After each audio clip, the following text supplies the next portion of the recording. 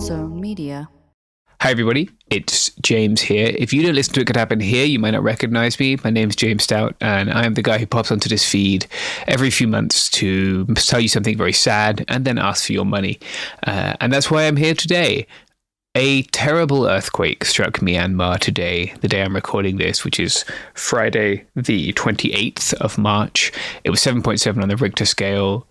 We know of more than 100 deaths, but it's likely the death toll is much, much, much higher. Lots of the telegraph and internet infrastructure has been taken out by the earthquake, and the junta restricts internet and social media access. So we don't really know the full extent of the death, but we can imagine it will be very high, as one of the areas most affected was Mandalay, which is the second largest city in Myanmar. I've spoken to half a dozen sources in Myanmar today, people who Robert and I have interviewed before. They're all okay, but they all shared how terrible things were. They said things were as bad as they were at the time of Cyclone Nargis, which was a terrible disaster in 2008. If you would like to support the people of Burma who are currently fighting against a tyrannical dictatorship, as well as dealing with the consequences of this natural disaster, there are a couple of ways you can do so. I was actually already running a fundraiser on my Patreon for Mobie PDF. They are a casualty evacuation team in southern Shan state, right at the fiercest part of the fighting right now. They don't fight. What they do is they go and they evacuate people who have been injured, and they provide medical services to internally displaced people. They've been doing this since 2021. They're incredibly brave people, and they've saved more than 300 lives. You can read more about them by going to my Patreon post, which also includes all the links for donation. The website for that is tinyurl.com/help-Myanmar. That's tinyurl.com/HELP-MYANMAR. If you'd like to donate somewhere else, an organization that you can donate to is the Free Burma Rangers, freeburmarangers.org. They're a fantastic NGO. They've been doing a lot of medical work in the liberated zones of Myanmar for a very long time. They've also worked in Rojava and lots of other places around the world where people need help. I spoke to Dave from FPR today. He's well, and he told me that they're already starting to respond to the disaster. So to donate to them, freeburmarangers.org. Thanks very much. We appreciate your support. Oh, welcome back to Behind the Bastards, a podcast that is happening right now to your ears. There's nothing you can do about it except for turn off your phone or your headset, but don't do that. Listen to these great episodes that we have with my good friend, Mangesh. Mangesh, welcome to the program. Thank you so much for having me, Robert and Sophie. I'm thrilled to be here. Mango's here. Mango, you used to work at the company that we currently work at, and now you're independent. You're a pirate, flying your own flag in the middle of the sea, but the sea is podcasts. Yeah, I mean, a jolly pirate, I hope. Yeah. But yeah. All pirates are jolly. and you co-host a podcast with our boss and friend Will Pearson called Part-Time Genius. Mm-hmm. Our boss friend. But friend and boss. Notice how I ordered that. And people should listen to it. It makes me. It's like a podcast that'll make you happy. You'll get to learn a thing, but it'll be fun.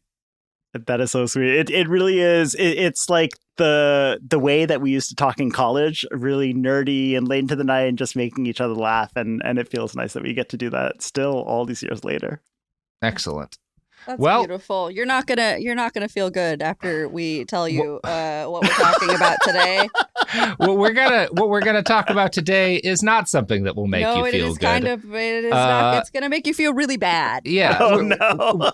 We're gonna talk about the history of quack snake oil cures that kill children in an attempt to cure them of autism. Oh my gosh. I'm not laughing at that. That's horrible, which is why we're talking about it. But it's such a fucked up thing to be like, hello, good to friend. Come here Yeah. and just have a box of popcorn and listen to you tell me stories. Yeah. 10,000 words of some of the bleakest shit you've ever heard is about to be coming your way. Congrats. Oh no. Thanks for showing up this week. Well, I can't wait. This is an iHeart podcast. Guaranteed human.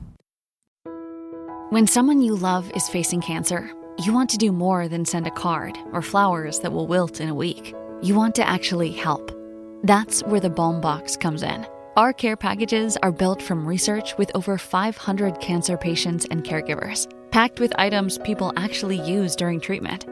Think soothing, practical, thank goodness I have this kind of relief.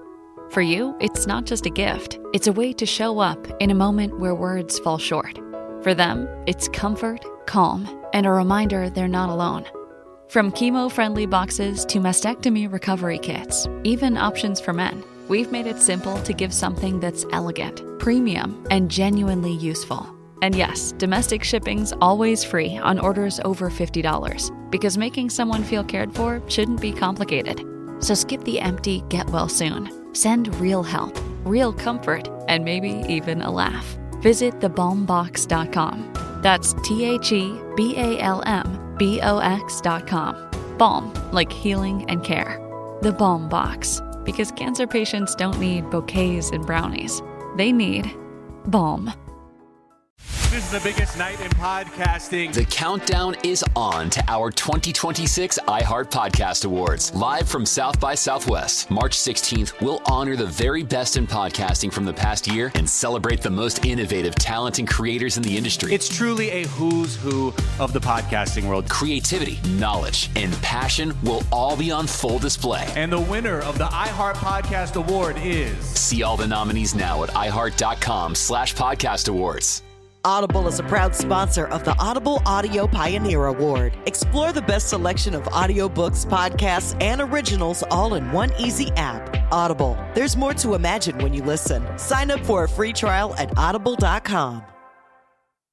Saturday, May 2nd, country's biggest stars will be in Austin, Texas at our 2026 iHeart Country Festival presented by Capital One. Tickets are on sale now. Get yours before they sell out at Ticketmaster.com. That's Ticketmaster.com. This is Ryder Strong, and I have a new podcast called The Red Weather. In 1995, my neighbor, Anna Trainer, disappeared from a commune. It was nature and trees and praying and drugs. So no, I am not your guru. And back then, I lied to everybody. They have had this case for 30 years. I'm going back to my hometown to uncover the truth. Listen to The Red Weather on the iHeartRadio app, Apple Podcasts, or wherever you get your podcasts. So, I'm going to start this by saying we're talking about like autism, quote unquote, cures. There's no way to cure autism, which a thing we now understand is like a condition. It's a way some people are, but it is treated often still as a disease that needs to be eradicated, as if it's like a plague. And a lot of harm comes from kind of the discrepancy between the reality of the situation and how a great deal of people see it. And this week, we're going to talk about specifically the Grifters, a group called the biomedical movement, which is, these are all people who are adjacent to guys like Andrew Wakefield. They're all people who sell different kinds of, we're talking about like chelation therapy and shit, all sorts of different like treatments and cures. They call them interventions. And ultimately, the impact of all of this stuff is that it poisons a lot of children. Oh, no. So the inciting incident for me working on these episodes, and maybe you heard about this story, Mangesh, is on January 31st, a 5-year-old child suffering from ADHD and sleep apnea was admitted to the Oxford Center in the Detroit suburb of Troy for treatment. Now, that name, the Oxford Center, sounds great, right? That sounds like a legitimate place of medical science, right? Oxford. Totally. We all know that's a good name. That means something real. Has nothing to do with the college. Has nothing to do with academics at all. It is instead a place where parents take their children to have unproven medical experiments conducted on them for profit. One of those experiments was the use of hyperbaric therapy to treat ADHD and sleep apnea.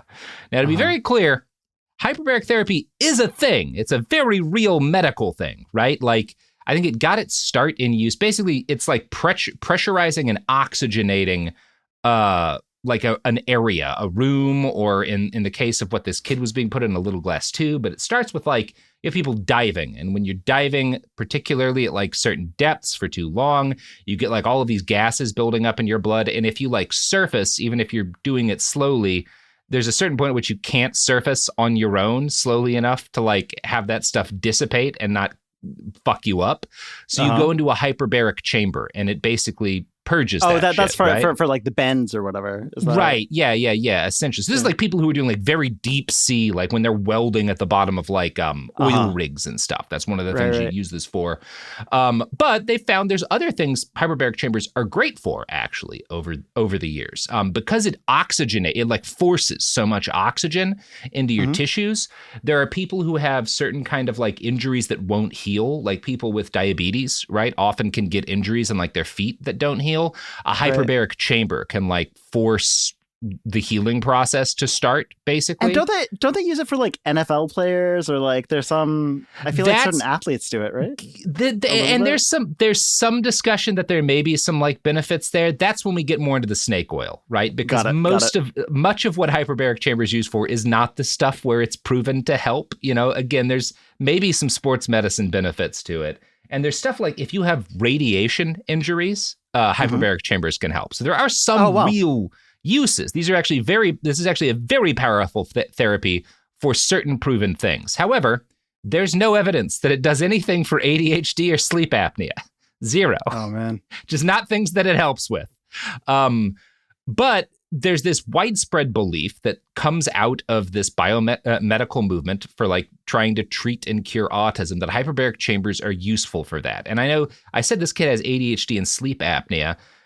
Kind of the gist of the story that we'll be telling is an awful lot of these same people believe ADHD is another type of autism, which is not the mainstream scientific consensus. Yeah, that's not what my understanding was. Yeah, but that is part of why this gets lumped in, and it gets lumped in because you can then sell hyperbaric therapy to more people with kids, right? Sure. So again, hyperbaric chambers pretty cool, but they're not useful for the problems that this 5-year-old kid Thomas Cooper had. And because the Oxford Center existed to take money from parents with kids who had autism and other stuff going on, they didn't really care about scientific rigor or even basic safety protocol. So here's the thing about doing a therapy like this. You have essentially like 100% oxygen. Now, do you remember, Mangesh, what happened to that Apollo mission that back when they were using 100% O2 inside of the spacecraft? It doesn't seem like a smart idea. It caught on fire on the inside, and everyone died a horrible death. Yeah. Now, there's a way to deal with this, right? Because there's a part of the benefit of a hyperbaric chamber when it's useful is how much oxygen there is in there and the way that like the pressure works with that. But when you have this much oxygen, you have to take a lot of weird precautions to make sure that everyone inside the chamber doesn't get incinerated. So among other things, if you're in a properly run hyperbaric chamber, you are going to be only wearing like cotton fabric, right? Because wool and polyester can cause extremely tiny sparks when it rubs against other fabrics or whatever in such an environment. And normally you don't notice that, but the smallest spark can cause an explosive fire that instantly burns you to death, right? That's insane. The other thing that you do if you're putting someone in this, in addition to making sure they're wearing the right fabric, is you put a grounding thing on their wrist, right? If you've ever like built computers out of parts, you've used one of these, and it's to stop you from like a static discharge from fucking up this very precious machinery that you're putting inside of a box. Well, you put those on a person, and that also reduces the risk, right? None of this was done in this situation. This kid was wearing whatever he was, I think he was wearing polyester, right? And he had like a polyester blanket too. Nobody really made sure, and he wasn't grounded, right? And so at one point he like turned over and there was a spark and his entire body immediately ignited. And the hyperbaric chamber he was in was a small glass tube, just big enough for a person's body. So he had no move. There's no escaping. There's no way to get out. He is just in a tube of glass on fire. His mom, who's sitting nearby, there's no medical professionals nearby, tries to break him out. No medical professionals nearby? No, of course not. Of course not. Again, this isn't a medical procedure, really. You know, it should be, but that's not how they're treating it. Yes. No. Yeah. So his mom is sitting nearby and she tries to break into this contraption and suffers third-degree burns to her arms trying to save her little boy. Her lawyer later said, "It's literally the worst thing any parent could experience. And poor Thomas, his last moments of life were being engulfed in flames and perishing in front of his mother. He was certainly aware of what was going on." Oh my God. And yeah, the kid dies. And just unimaginably horrible. As an aside, every time this happens, the person dies. This is a 100% fatality rate problem when it's in a chamber this small. If you're in like a much bigger chamber, there's like some ways that you could potentially escape. But when when this kind of fire happens, in this kind of condition, people don't live, right? Like that's just the way it is. And so for these treatments, are they just coming like once? Is it like one and done? No, of course not. Like... Not nearly as much money. People do this as many times as you can get them to pay. Oh, so like, and was this the first time that this kid had been there, or had it been? I think this was the first time for this kid, but I'm not actually certain of that. And there's no medical professional nearby, nobody, nothing. No, there's usually someone, generally like a retired doctor. It's kind of like getting a pot prescription used to be, where like you've got some guy who's not really, he used to be a fucking ENT doctor and he doesn't do that anymore, but he like signs some paperwork, right? But that was maybe he comes by once a week. Yeah. You're like, because it's weed. It's not fun when it's the burn you to death chamber. No, it's like you go home and Google the person who gave you the prescription and go, what fucked up thing did you do? How many people did you get killed? Yeah. Why do you barely have a medical license? Bad. Those were the days, my friend. Venice Beach. So Michigan, which is where this happens, had no rules at the time. In Michigan? Yeah. And there were absolutely no rules about how hyperbaric chambers had to be like maintained when you were doing stuff like this. Absolutely no standards. But the government does come in. They find out that the Oxford Center had old machines that were way past the date at which they would have needed to be refurbished to operate safely.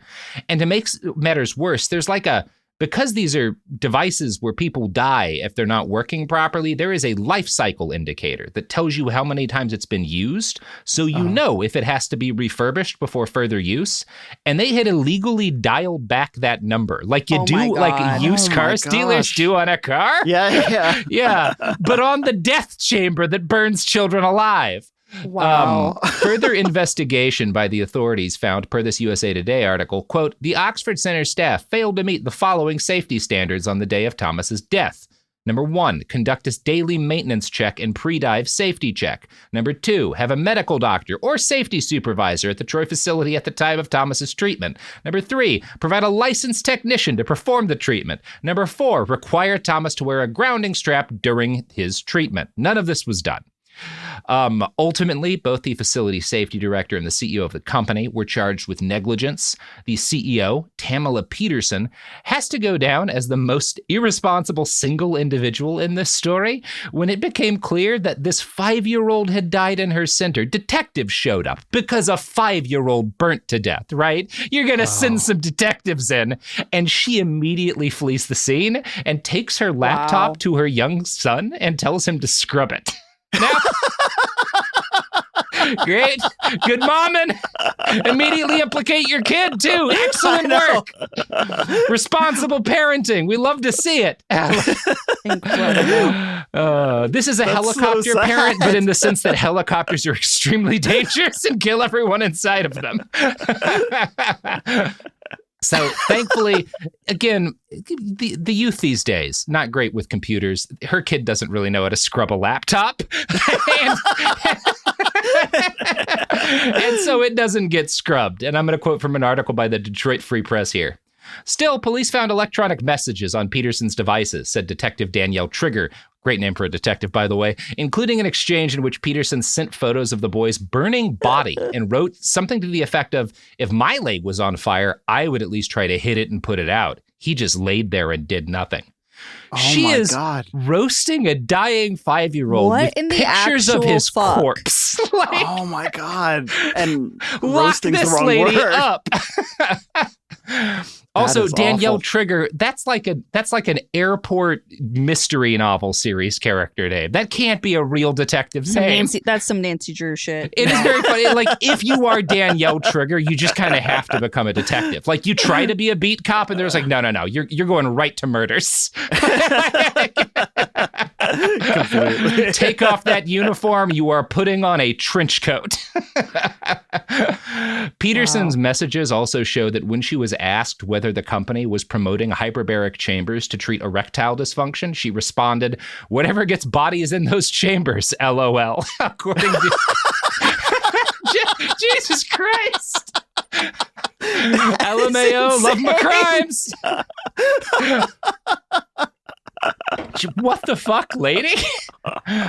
So this is the story that got me looking into the stuff that led to the writing of this episode. We're going to be going back in time from this point, but I wanted to start kind of at the end because we're going to explain why this is a thing, right? Why there is such an industry for quack medicine like this that promises to deal with whatever learning disability or condition your child has by giving them dangerous, absolutely scientifically unverifiable interventions.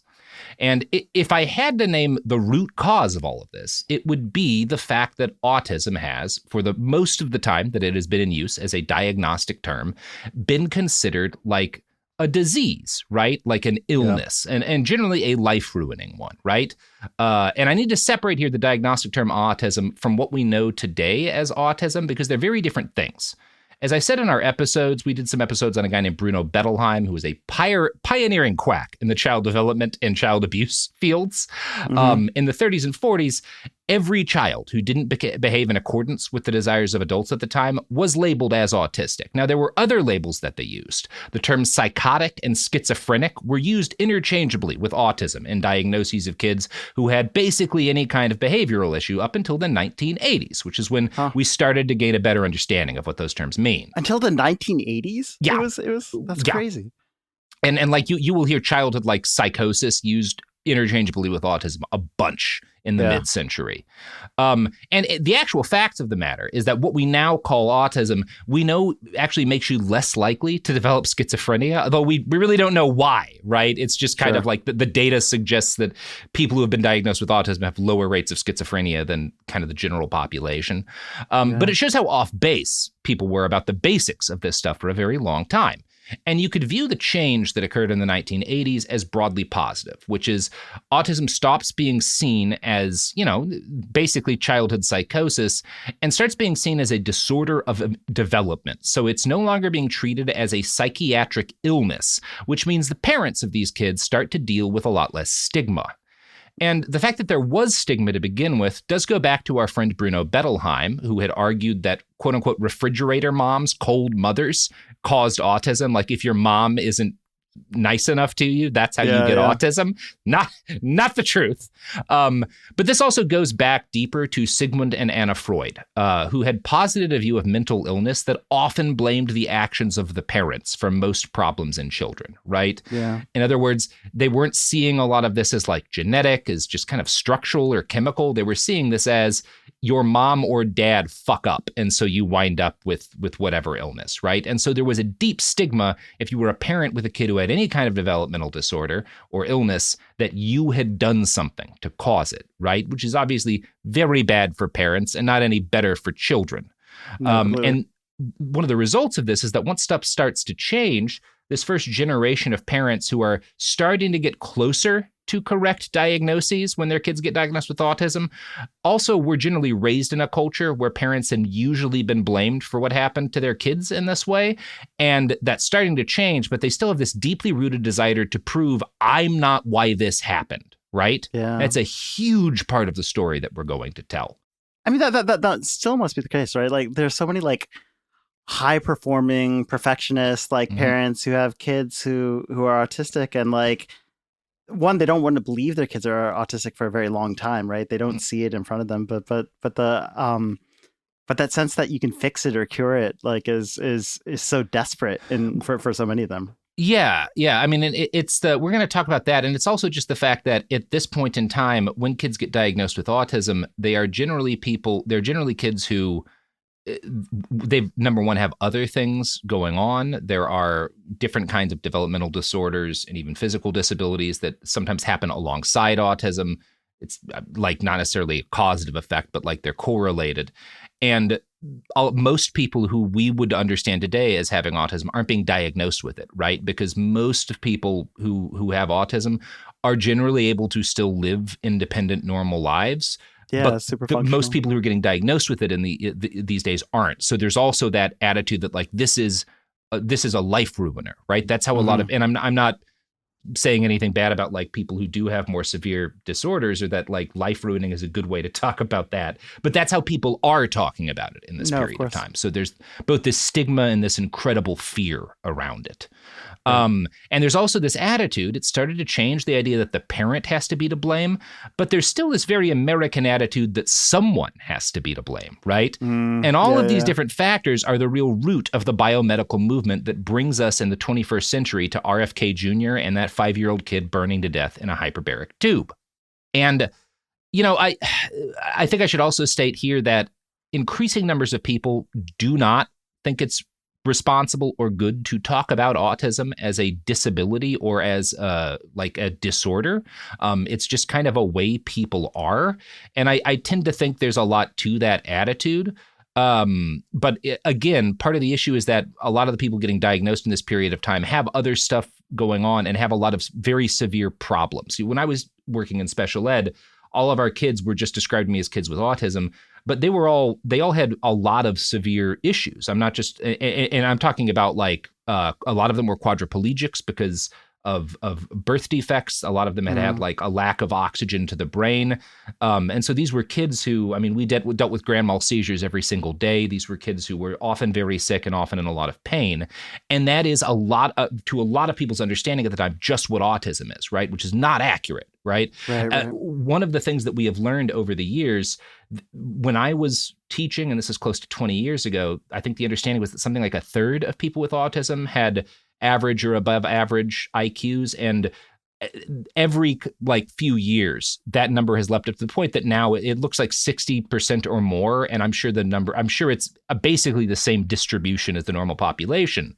And I'm not trying to reduce everything to IQ, but again, initially the people getting diagnosed and so our understanding of what autism is deeply skewed by the fact that most people who have it are just sort of like still living in like not getting a diagnosis and going about their day, right? Like, the fact of the matter is that like David Byrne and David Lynch were never formally diagnosed with completely. Autism, right?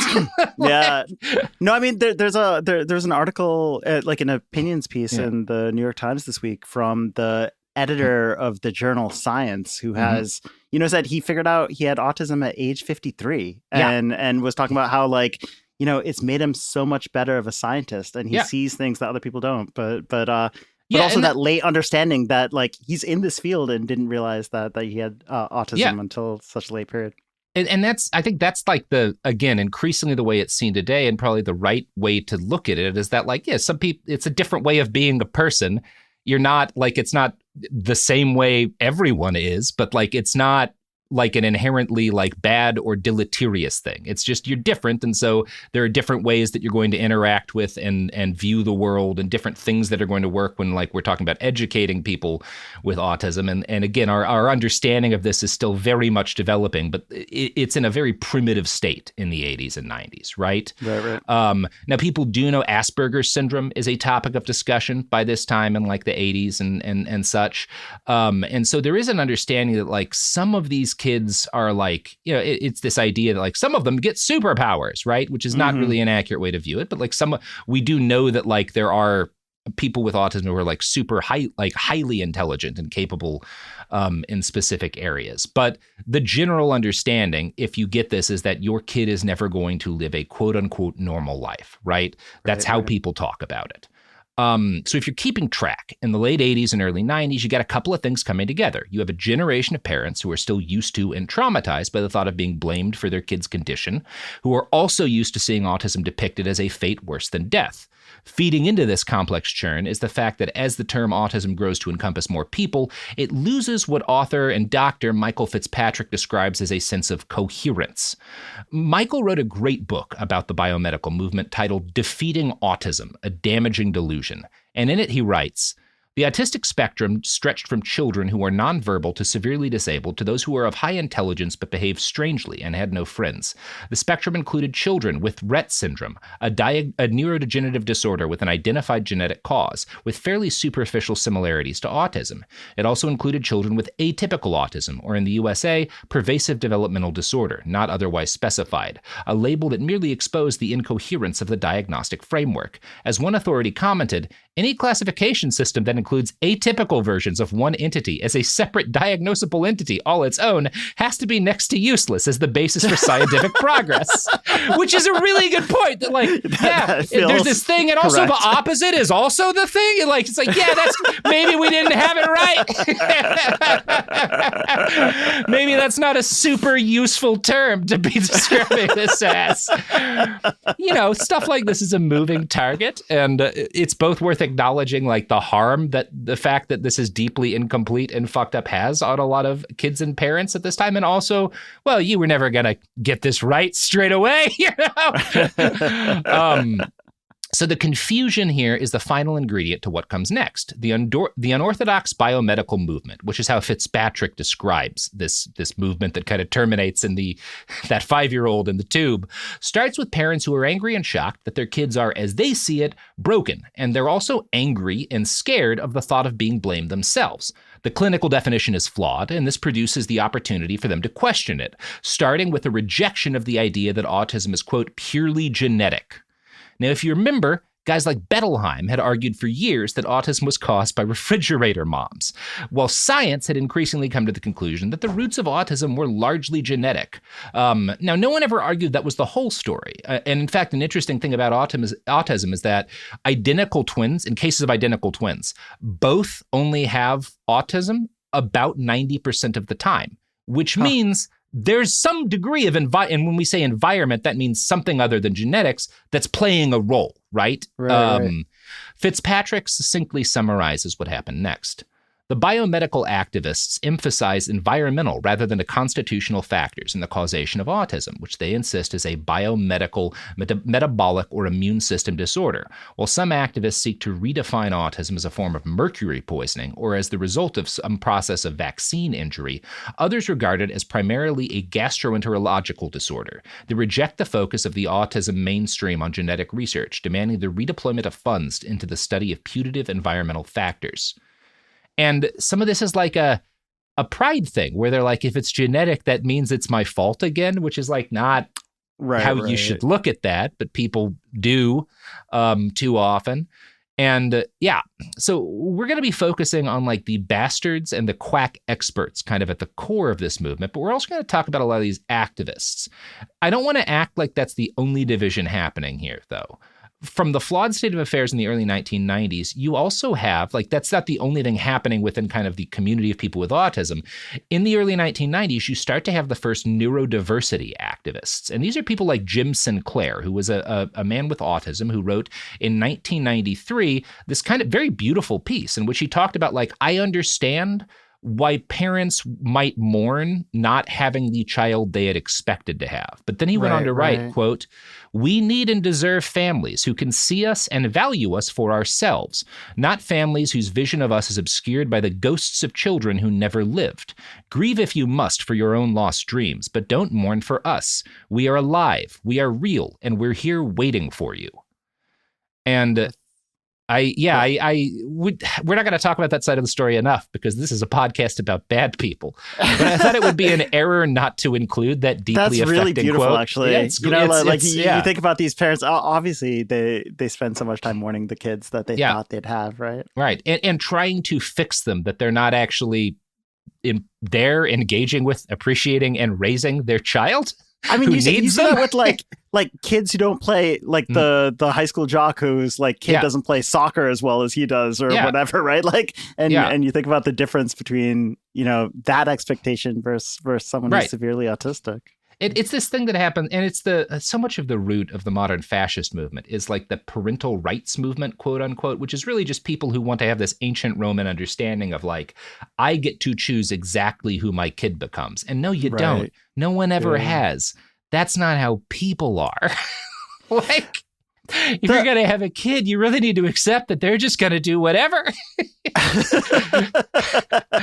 I know. Having like, 2 kids, I have zero control over them. You cannot make them into a specific. You can, if you're generally, you can make sure that like they're not like a murderer or a horrible criminal. Like that's really your goal, is making sure they have like empathy and like the ability to understand how to survive in the world, but that's it. Well, you should teach them to scrub a computer early, I imagine. You gotta teach them to be able to fucking clear those files. My God. Come on now. So we're not going to be talking about the Jim Sinclairs and like the neurodiversity movement nearly enough in here, but I wanted to kind of bring that side of it into this because it would be irresponsible not to. Now, let's get back to the cranks. But first, who's not a crank? Our sponsors. When someone you love is facing cancer, you want to do more than send a card or flowers that will wilt in a week. You want to actually help. That's where the Balm Box comes in. Our care packages are built from research with over 500 cancer patients and caregivers, packed with items people actually use during treatment. Think soothing, practical, thank goodness I have this kind of relief. For you, it's not just a gift. It's a way to show up in a moment where words fall short. For them, it's comfort, calm, and a reminder they're not alone.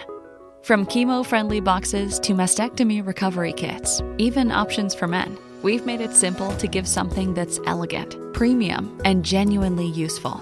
And yes, domestic shipping's always free on orders over $50, because making someone feel cared for shouldn't be complicated. So skip the empty get well soon. Send real help, real comfort, and maybe even a laugh. Visit thebalmbox.com. That's TheBalmBox.com. Balm, like healing and care. The Balm Box, because cancer patients don't need bouquets and brownies. They need balm. Segregation in the day, integration at night. When segregation was the law, one mysterious black club owner had his own rules. We didn't worry about what went on outside. It was like stepping in another world. Inside Charlie's Place, black and white people danced together. But not everyone was happy about it. You saw the KKK? Yeah, they was dressed up in their uniform. The KKK set out to raid Charlie, take him away from here. Charlie was an example of power. They had to crush him. From Atlas Obscura, Rococo Punch, and Visit Myrtle Beach comes Charlie's Place. A story that was nearly lost to time. Until now. Listen to Charlie's Place on the iHeartRadio app, Apple Podcasts, or wherever you get your podcasts. Segregation in the day, integration at night. When segregation was the law, one mysterious black club owner had his own rules. We didn't worry about what went on outside. It was like stepping in another world. Inside Charlie's Place, black and white people danced together. But not everyone was happy about it. You saw the KKK? Yeah, they was dressed up in their uniform. The KKK set out to raid Charlie, take him away from here. Charlie was an example of power. They had to crush him.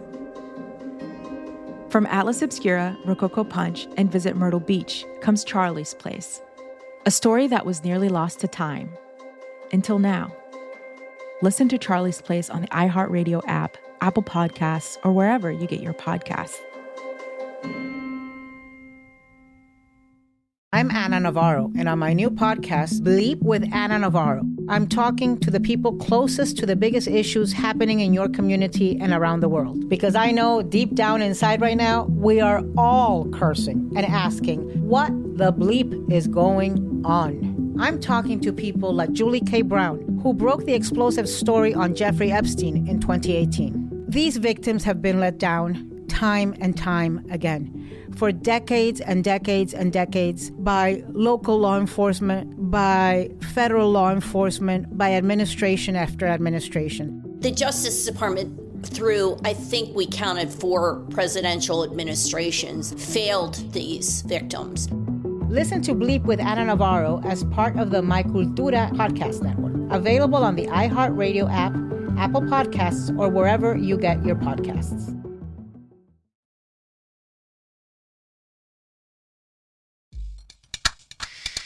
Oh, we're back. Boy, I love that hyperbaric chamber ad. I was thinking these things were death traps until they said 15% off. Wear whatever the fuck you want. Let's and go. Use the coupon code. Yeah. Polyester. Yeah. So one of the first and most important organizations in this history is the Autism Research Institute, which was founded in 1967, and through its long life has effectively been a couple of different kinds of organization. But in its early days, at the start, it was founded by a doctor named Bernard Rimland. Rimland was a research psychologist with a son who was diagnosed with autism back in like the 50s, right? When it was blamed on cold and distant refrigerator moms. Now, Rimland is not a sympathetic character in this story. He's a bad guy, but he comes from a sympathetic start, which is that his son gets diagnosed with autism, which is blamed on the mom being cold. And he's like, that's not my wife, right? Like that. This is not on her. And he's right. It's not on his wife. She runs hot. Yeah, she was a loving mother, I'm sure. And so he comes to the very reasonable belief that like, well, then this doesn't explain autism. We're wrong about what this is. Unfortunately, he decides that autism is caused by biomechanical issues triggered by what he termed environmental assaults. And this is the core of the anti-vax movement, right? This is the birth of it. Before they're really even focusing as much on that, just this understanding that this is something environmental has fucked with my kid, and that's why they've got this, right? That's where it all starts. And Rimland is a big anti-vax guy, but that's like the origin of it.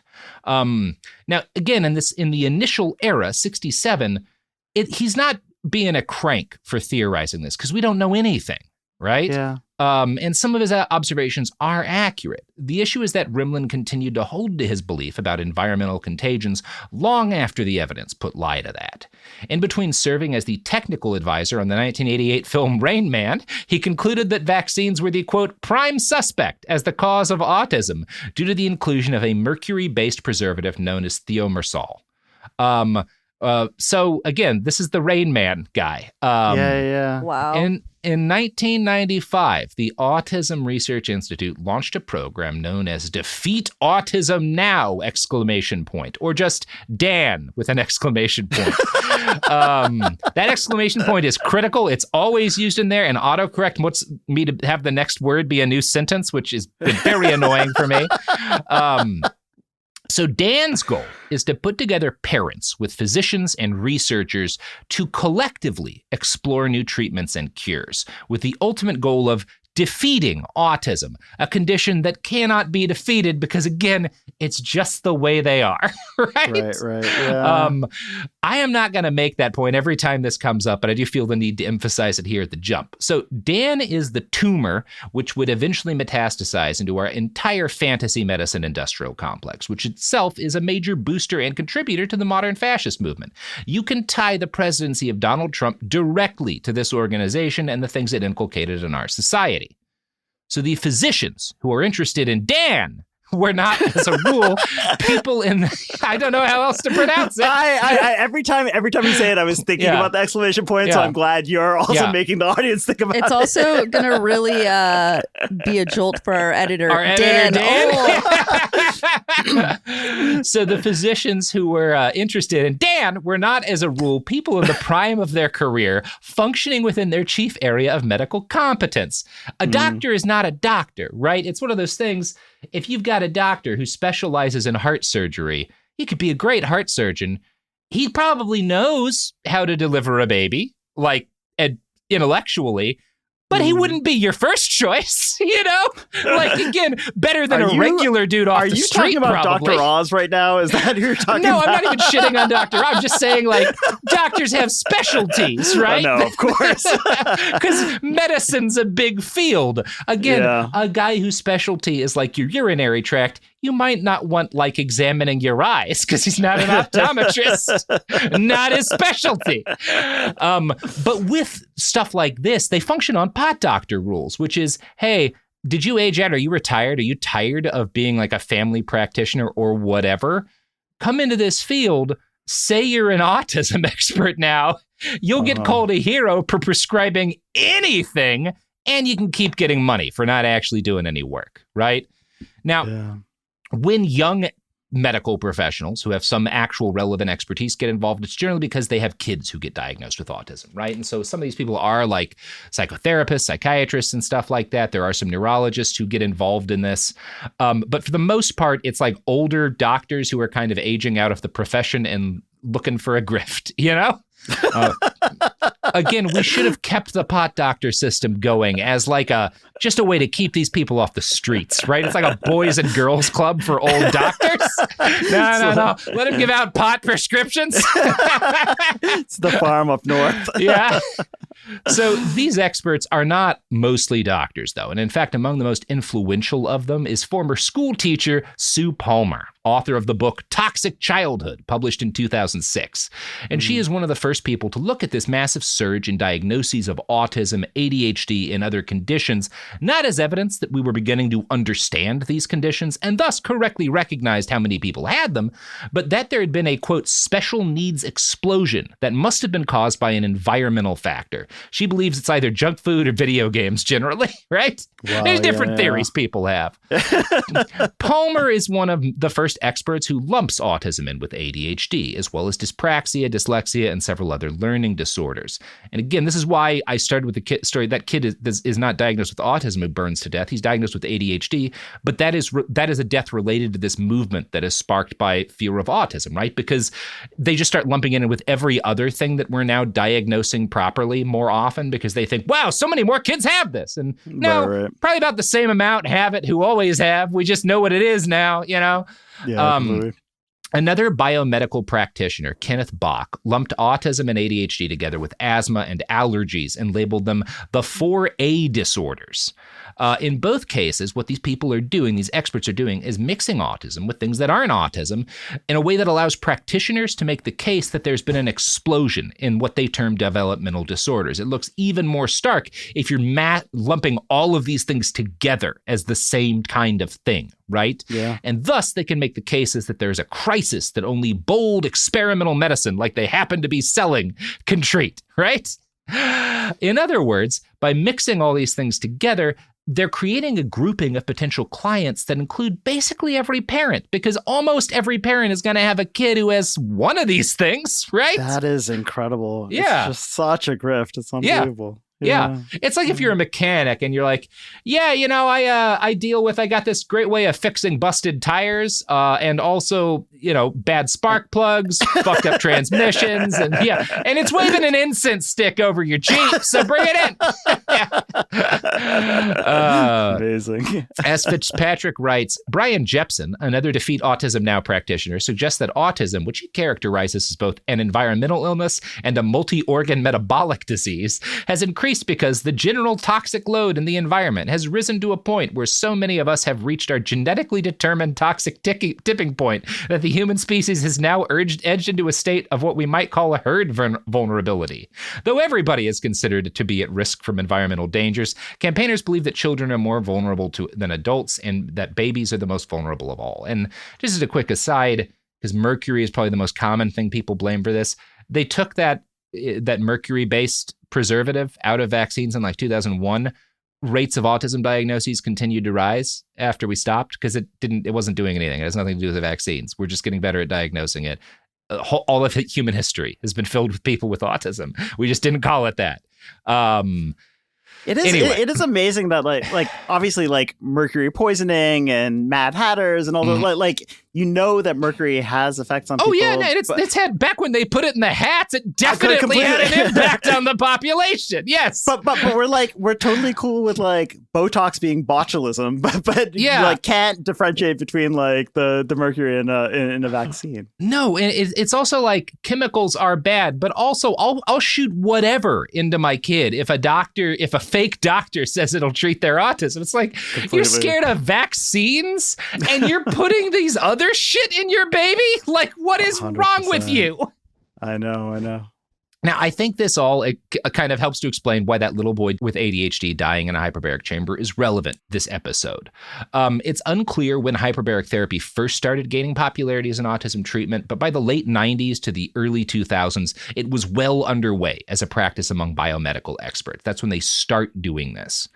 Now, the most fucked up part of all of this is that hyperbaric therapy is less dangerous than a lot of the treatments that get prescribed, because there are some potential negative consequences when it's done properly, right? You can have some issues with it because it's super pressurized, but generally people are fine after hyperbaric therapy, right? If it's done properly, right? This is not true of a lot of the drug-based treatment regimens that develop over the years. The first of which, when you mentioned hyperbaric therapy, I know there's so many like wealthy families that have like tents and stuff in their house, and they're trying to reverse their kids' autism, and it's I had never heard of the glass tube. That is just horrifying. Yeah, it's a nightmare. It's one of I know like Brian Johnson, that Live Forever guy, does hyperbaric shit, and fine. He's in his late 40s. He's got $500 million. I feel like he gets to make that choice. He's more. I believe adults, if you want to put yourself in the death chamber and potentially burn to death, I don't give a fuck. Do it, right? I think people should be allowed to do heroin if they want to. Don't put your 5-year-old in these things. They can't make that choice. I know.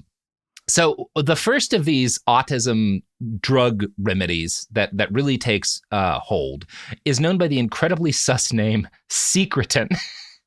Oh my God. Now, Secretin is a real thing. It's not like some made up bullshit. It's a hormone that stimulates the secretion of digestive fluids from the pancreas, right? It's and giving people that hormone can be useful for a number of things. Part of why and it's legitimate researchers who think, well, this might be helpful in treating some of the things that are correlated with autism, because people with autism often have a number of different GI tract issues, right? Mm-hmm. It's very common. I don't think we really know why, because again, we really have still to this day, we don't know very much about autism compared to what we would like to know, but this is a thing. And so the idea that okay, well, this hormone that stimulates digestive fluids from the pancreas, that might help with some of these side issues. Not an unreasonable point, right? So they carry out a test, because there's I think a mom who gives some of this to her kid, and she claims a pretty dramatic effect. So they bring in 2 other kids, and they do an initial study on this stuff. And again, just 3 kids, and this is an unblinded study, right? So everyone getting the drug knows they're getting the drug, both the researchers and the people getting it, which is again, if you're kind of just not exploring how initially, that's not, you shouldn't base anything on this. If things had been done properly and they'd done this first one, then be okay, maybe we need to do a blinded study now, which does actually happen. If that's all that had happened, I'd say, nothing wrong here. You do this first thing that shows there might be something to look into. You do a better study with more kids that's blinded next, whatever. Unfortunately, the media being what it is, always looking for a story, and there being a lot of parents with kids who are interested in this, immediately run with the whole, there's been a miracle cure found, right? As soon as this unblinded study comes out.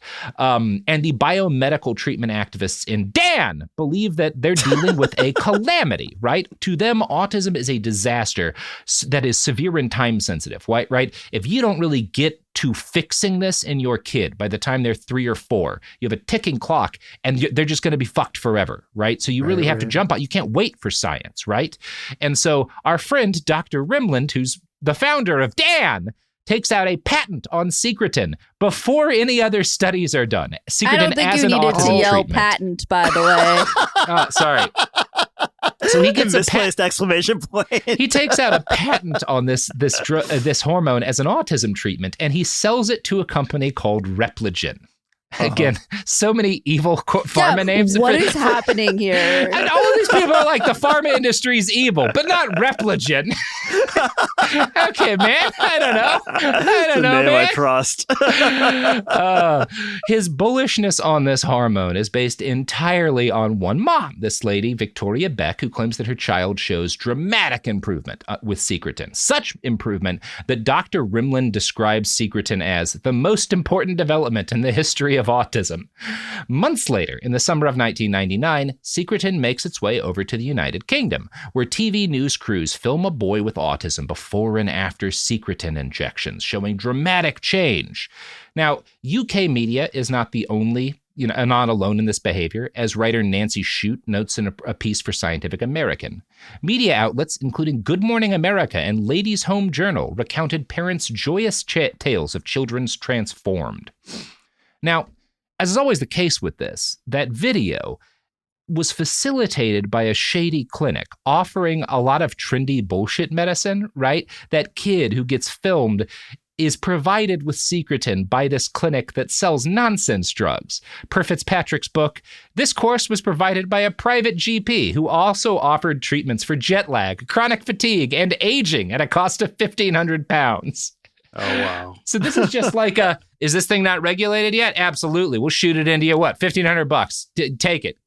Hand me your kid. I'll shoot him with whatever. I love that. I love that it cures everything from autism to jet lag. Yeah. I think that's different nonsense drugs, but... Oh, I see. So, unfortunately for Secretin advocates, within 6 months, a double-blind study of 60 children had come to very different conclusions. Secretin was, at best, useless. This was not, at least for treating autism, this was not enough to immediately kill the industry, however, as Nancy Shute writes. By May 2005, 5 randomized clinical trials had failed to reveal any benefit, and interest in Secretin waned. It took years for that to play out, says pediatrician Susan Levy, who helped conduct several of the trials. Research is very labor-intensive, and progress may be slow. Parents may feel helpless, she adds, and they don't want to leave any stone unturned. And there's like a kind of weird tragedy of the commons thing here, which is like, if your kid gets diagnosed with a thing that we don't understand well how to help with, or even what it is, you may be best just like loving them and trying to help them figure out life and waiting for the science to figure stuff out, because the alternative is you do what these parents do, which is just you're shooting random crap into your child. And I get there, it's this one of the biggest problems in like emergency situations.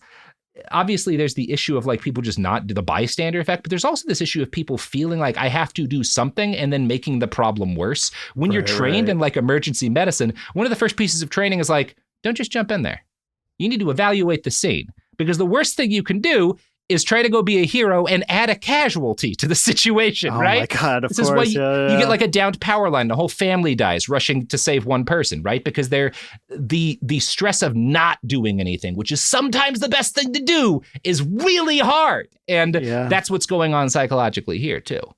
So, by the point that we are at now, there have been more than a dozen double-blind studies that all repeatedly made the same case. Secretin just doesn't work this way. Science and the sheer ineffectiveness of Secretin has eventually brought it to, I don't think it's entirely extinct, but it's not as common as it once was. But obviously, a lot of children are drugged, and thankfully, the side effects of this aren't as bad as the next thing we're going to talk about, but their parents are robbed blind. Right? This is not cheap. Michael Fitzpatrick, himself a physician, writes this. One day in surgery, the mother of a boy with autism told me that she had spent the equivalent of his disability living allowance for 1 year on a course of Secretin injections provided at a Harley Street clinic. For a single parent reliant on benefits, the outcome of this encounter with a biomedical practitioner was not only disappointment when the miracle cure failed, but financial hardship for the whole family. And obviously these people don't care. They're laughing all the way to the bank. They don't give a shit if any of this works. Yeah, that's horrifying. And it's going to get worse because, again, at least Secretin doesn't seem to really fuck people up too much, right? It's just kind of useless. But the next thing is not just that. You know what doesn't have any hype to it because it's just that good? Our ads. When someone you love is facing cancer, you want to do more than send a card or flowers that will wilt in a week. You want to actually help. That's where the Balm Box comes in. Our care packages are built from research with over 500 cancer patients and caregivers, packed with items people actually use during treatment. Think soothing, practical, thank goodness I have this kind of relief. For you, it's not just a gift. It's a way to show up in a moment where words fall short. For them, it's comfort, calm, and a reminder they're not alone. From chemo-friendly boxes to mastectomy recovery kits, even options for men, we've made it simple to give something that's elegant, premium, and genuinely useful. And yes, domestic shipping's always free on orders over $50, because making someone feel cared for shouldn't be complicated. So skip the empty get well soon. Send real help, real comfort, and maybe even a laugh. Visit thebalmbox.com. That's TheBalmBox.com. Balm, like healing and care. The Balm Box, because cancer patients don't need bouquets and brownies. They need balm. Segregation in the day, integration at night. When segregation was the law, one mysterious black club owner had his own rules. We didn't worry about what went on outside. It was like stepping in another world. Inside Charlie's place, black and white people danced together. But not everyone was happy about it. You saw the KKK? Yeah, they was dressed up in their uniform. The KKK set out to raid Charlie, take him away from here. Charlie was an example of power. They had to crush him. From Atlas Obscura, Rococo Punch, and Visit Myrtle Beach comes Charlie's Place. A story that was nearly lost to time. Until now. Listen to Charlie's Place on the iHeartRadio app, Apple Podcasts, or wherever you get your podcasts. Segregation in the day, integration at night. When segregation was the law, one mysterious black club owner had his own rules. We didn't worry about what went on outside. It was like stepping in another world. Inside Charlie's Place, black and white people danced together. But not everyone was happy about it. You saw the KKK? Yeah, they was dressed up in their uniform. The KKK set out to raid Charlie, take him away from here. Charlie was an example of power. They had to crush him. From Atlas Obscura, Rococo Punch, and Visit Myrtle Beach comes Charlie's Place. A story that was nearly lost to time. Until now. Listen to Charlie's Place on the iHeartRadio app, Apple Podcasts, or wherever you get your podcasts.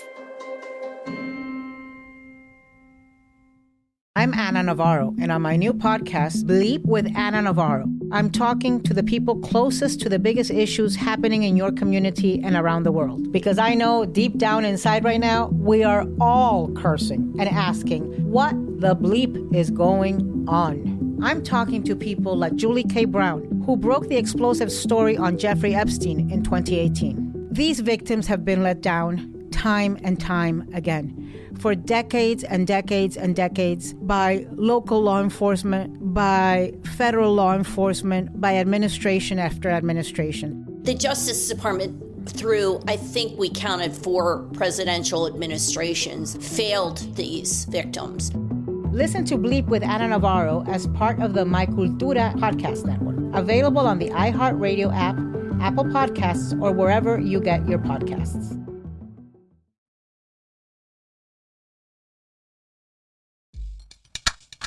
All right, everybody, we're back. So while these studies are accumulating and the hype over secretin is dying down, the con men offering cures to desperate parents spun up a new strategy for interventions. They had long believed that mercury poisoning was a root cause of autism. So, of course, the logical place to look for a potential cure was treatments that could reduce the amount of heavy metals in a child's blood, right? If it's metals that are causing it, why don't we look at ways to strip heavy metals from somebody's system, right? And there is a way to do that. It's called chelation therapy, right? Like hyperbaric therapy, this is real medicine. If you have like lead poisoning, for example, chelation therapy can do a lot of good for you, you know? And it's basically, there's a couple of different drugs that could do this, but you dose people with a drug and it converts the lead, the mercury, and other heavy metals that are in their body into less dangerous compounds that you kind of pee out, right? Right. So it's great if you're like a miner who has heavy metal exposure, you know? Sure. But very few children really do, because we don't let them work in mines anymore. You know, give the Republicans a year, we'll get back to it. That was the first mistake. Kids with autism very rarely have massive lead levels, you know? Oh my God. And if they do, it generally doesn't have anything to do with their autism. It's because they grew up in like Flint, Michigan, right? And maybe then they do need chelation therapy. Some kids do, unfortunately. It's a lot of Michigan slander in this episode today, Robert. And it's not slander, it's just a fact. They had a lead problem. It is the birthplace of my parents. Yeah. So, they might need some chelation therapy. I don't know. I won't ask. Chelation is great if you've got heavy metal exposure, right? But if you don't, it's harmful because the process of like pulling all of these metals out of, because we all have heavy metals in us all the time. right? Yeah, of course. Trace levels, it's fine, right? It's fine. Sometimes, in some cases, you need them. But in other cases, it's just fine, right? Teeny tiny bit of mercury, very normal. Ask people who eat a lot of fish, right? Right. But so if you're doing this has an impact on your body. This is a drug that has a pretty profound effect on you, and that means it does bad stuff. And if you have way too much lead or whatever in you, it's worth that cost, right? Because the lead is going to cause problems. But if you don't have any problems that are caused by heavy metals, you're going to hurt yourself with this shit for no reason. Now, before we get into the use of chelation for autism, I wanted to start with, I didn't see this in other articles on chelation therapy, but I found a 2009 piece in Slate by Arthur Allen that talks about the starting point of chelation as a snake oil cure, and it does start before autism. Quote, before it was used for autism. Quote, chelation therapy became a craze in the 1980s as a treatment for atherosclerosis in adults. Proponents claimed patients were being harmed by mercury from their fillings. Dentists used this as an excuse to pull teeth and even remove jawbones from their patients. Floyd Haley, a University of Kentucky chemist, was the high priest of the amalgam wars. When the thimerosal theory emerged on the scene, Haley and other chelationists shifted their focus to autistic children. So again, these are people who are like, yeah, let's get with these crank dentists. Let's start pulling teeth and jaws out of people, giving them chelation therapy. It's your fillings. And then that kind of dies. But then suddenly they see people blaming, mercury for autism. And they're like, guys, we got a new grift. Move on over here. Move on over here. These parents aren't looking for shit. So in the year 2000, this was still a fairly small number. It was fairly uncommon for children with autism to undergo chelation therapy. And at least you got to assume some of the small number of kids with autism actually had heavy metal exposure that was unrelated, but might have actually needed chelation. By 2005, there were more than 10,000 children with autism in the U.S. regularly undergoing chelation therapy. Almost none of them had any reason to do so. 10,000 kids. Yeah. Wow. And this is like a 5-year period of time, from a handful to 10,000. Right. On a regular basis. So unlike secretin, chelation therapy involved dosing children with an extraordinarily powerful drug that had dangerous side effects. Chelation can cause kidney failure, especially if administered in IV form, which is exactly what most biomedical experts advised when treating autism. The standard of care, you only really use IV if you have to. You have other ways. There's like pills. I think there's creams that are less harsh on your body, and you can generally do that with people who just have heavy metal exposure for a variety of reasons, including to get more money from it. These guys are like, no, you got to do an IV, right? Which we know is the most dangerous way to do this. Yeah. Chelation therapy can also cause heart problems, which again is why you don't take this unless you have to. One person who absolutely did not need chelation therapy was Abu Bakr Tariq Nadama, age 5. He was the son of a physician in Britain who had been diagnosed with autism. Tariq had been. Tariq's family described him as a happy and energetic boy. But despite this, they also searched desperately to cure him, eventually subjecting him to 10 different kinds of quack medical therapy, including hyperbaric chambers. Now, Fitzpatrick makes this incredibly important note when he writes about this in his book. Quote, this is characteristic of the unorthodox biomedical approach, which recommends a wide range of interventions, which are often pursued simultaneously. This makes any judgment of which treatment may be working or causing adverse effects impossible. And again, it's one of those things, you're a parent, you're terrified, you want everything, give them everything, you want try every everything. Single possible, yeah. But that's not how medicine works. If you give them everything, you don't know what's working or not, right? There's a reason why you're like, well, we're going to try one thing, we'll see what happens, then we'll try another, because otherwise it's not satisfying, but you just can't do it any other way, right? It's like that old sailor saying, right? Like, if you can't tie a good knot, tie a lot of bad ones, right? Yeah, it feels like that. But I mean, I was just thinking about like the IV aspect of it. Like, IV looks like the most scientific of those things, right? Like if someone prescribed you a cream, like this is serious medicine. Yeah, this is real science happening.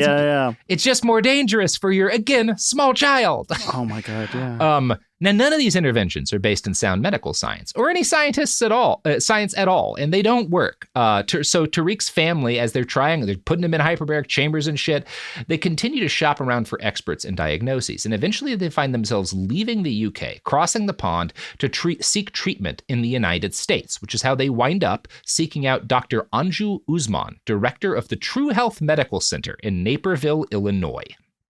Now, Dr. Usman happily diagnosed Tariq with heavy metal poisoning. Specifically, she blamed his case of autism on very high aluminum levels. Now, actual blood tests didn't support this. He had low levels of iron. He did have a slightly elevated lead level, although we'll talk about why. It's not because he necessarily had normally a high lead level. There's no evidence that his aluminum levels were raised at all. We don't really know why she came to this conclusion, but still he was prescribed an extensive series of chelation treatments, which would ultimately end in his death. Now, Dr. Anju Usman is still, to this day, as far as I can tell, the director of the True Health Medical Center, which brags on its website to have provided integrative and biomedical treatments that enhance traditional medical care since 2003. Her bio on the website says that she got her degree from Indiana University Medical School and carried out a residency at a family practice in Cook County Hospital, Chicago. She writes, "During residency, I had my first daughter, who had severe food allergies and asthma. My second daughter, who was born shortly after, was diagnosed with juvenile onset diabetes. My third daughter had chemical sensibilities to environmental substances like cleaning agents, perfumes, pesticides, and synthetic clothing. Even with my extensive education and training, I felt ill-equipped to handle their medical issues. I began questioning my role as a physician and healer." Now, that's obviously a difficult situation. It's never, if I was a sick kid with horrible asthma, I have sympathy for that. It's scary, right? She claims that this experience as a mother led her to shift her attention to treating the underlying cause of these disorders rather than the symptoms. And again, she talks about her extensive education. None of it is in doing this. Being a family practitioner does not teach you how to cure asthma. You know, that's just not how it works. Yeah. That's like, I'm an expert race car driver, which is how I know how to drive an 18-wheeler for 37 hours. No, those are different skills. There's maybe some ways in which they correlate, but honestly, I would prefer a truck driver do that job. She worked as an alternative health clinic called the Pfeiffer Medical Center in Warrenville, which was named after Carl Pfeiffer, a researcher who the CIA had paid to carry out LSD mind control studies as part of MKUltra. So great namesake for the Pfeiffer's Medical Center. No notes. Cool. I will say Dr. Usman's children's allergies were more significant even than she writes on her bio for the center, and I'm not blaming her for that. I understand why, because her three daughters all suffered severe allergic disorders. One had conjunctivitis so bad it caused cellulitis in her eyes, and her eldest daughter, Priya, died in 2003, 2 years before Tariq came to her clinic after an anaphylactic reaction to peanuts. So what we've got here is a legitimately traumatized mother who is trained in medical science, but not the kind she's gonna be practicing. And she can't really accept that sometimes horrible things happen to your kids, and that sucks. So she goes on a crusade after concluding that aluminum toxicity causes everything from allergies to autism. So she's just overprescribing for everyone to save every kid, essentially. Yeah, I think that's kind of what's going on here. Kind of comes from a good place. Awfully. It comes from I understand how you got here, but you are just going to compound harm, you know? Yeah, I mean, it feels like a different type of horrible than the person who was sending text messages about the kid in the chamber. Get as many bodies in these chambers. Although, actually, she's got a sketchy history with hyperbaric chambers. We'll talk about that. So Usman was a member of DAN, and a fellow DAN doctor, Kenneth Bach, agreed with her about aluminum. He has noted that he's disappointed that she hasn't really published much of anything about her findings on aluminum, which I suspect is because there aren't any. In a bio for her clinic, Dr. Usman engages in common biomedical practitioner tactics of lumping every issue she can name together and insinuating, hey, these all might be caused by the same environmental toxin, which in her case is aluminum poisoning. Quote, "I wanted to know more about why my children and so many other children and adults in epidemic proportions are suffering from chronic degenerative autoimmune disorders such as asthma, allergies, arthritis, diabetes, OCD, mood disorders, attention deficit disorder, ADHD, and autism spectrum disorders." Now, like a lot of these people, Dr. Usman considers ADHD to be part of the autism spectrum. And again, mainstream medical science doesn't really feel this way. On True Medical's website, she provides us with a clear idea of how she and her peers view people with autism. Quote, The mission in opening True Health Medical Center came from my journey to help my own children with these chronic disorders to lead productive and healthy lives. This simple dream has been shattered for so many families, right? It's again this idea, nobody with autism, no kid can ever live like a happy life. And like, I don't know, maybe if you weren't drugging them, more would. I don't know if Tariq Nadama would have ever been productive in like the capitalist sense of the word, but again, his family described him as a happy, energetic child. So at least that was in the cards for him until quack biomedical treatments killed him. As I explained last episode, Dr. Usman had diagnosed him with heavy metal toxicity, despite there being very little evidence that we have that was the case. Now, one widespread belief among parents in this community is that by the time a kid is 3 or 4, you don't have much time to reverse the damage that they believe causes autism. So time is of the essence, which is why you have this shotgun approach to extreme therapies. One of my sources for these episodes was a Chicago Tribune article, which quotes Dan, affiliated pediatrician Dr. Elizabeth Mumper, when she testified before federal court that, quote, "We feel some urgency that we can't wait for 10 or 20 years. And that urgency is what leads to treatments like this.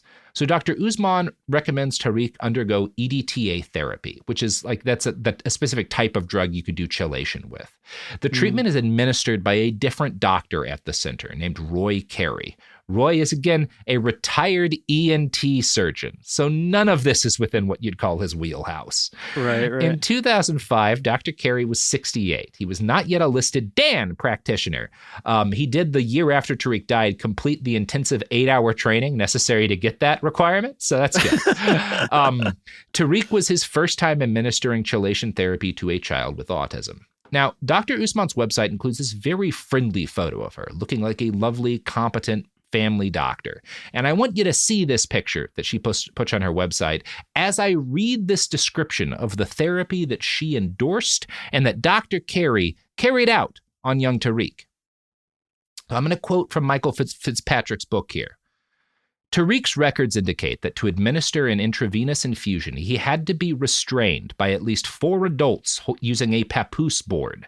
This device is a flat wooden board with attached fabric straps which are wrapped around the child's body and limbs to prevent struggling during treatment. It was obviously impossible to restrain Tariq for the period of several hours, generally recommended for the chelation infusion. Hence, in contravention of specific cautions issued by the manufacturer, Tariq, suitably restrained, received this medication over 5 to 10 minutes in a rapid IV push. Oh, wow. So they are strapping him to a board, holding him down, and instead of, again, the safest way is like do a pill or a cream, the least safe way is an IV, but when you're even doing an IV, it should take hours because you don't want to do this too fast. They are shotgunning hours worth of medication into his body, his 5-year-old body in 5 to 10 minutes while he's strapped to a board. Wow. So we have known for a long time that this is bad, right? Doing EDTA, even if you do it properly, people can develop irregular heart rhythms and have seizures or even die. This is why the standard of IV care is a slow IV infusion. But because this kid doesn't like being strapped to a board and shot up with drugs, they do the most dangerous version of the thing, and he undergoes this 3 times.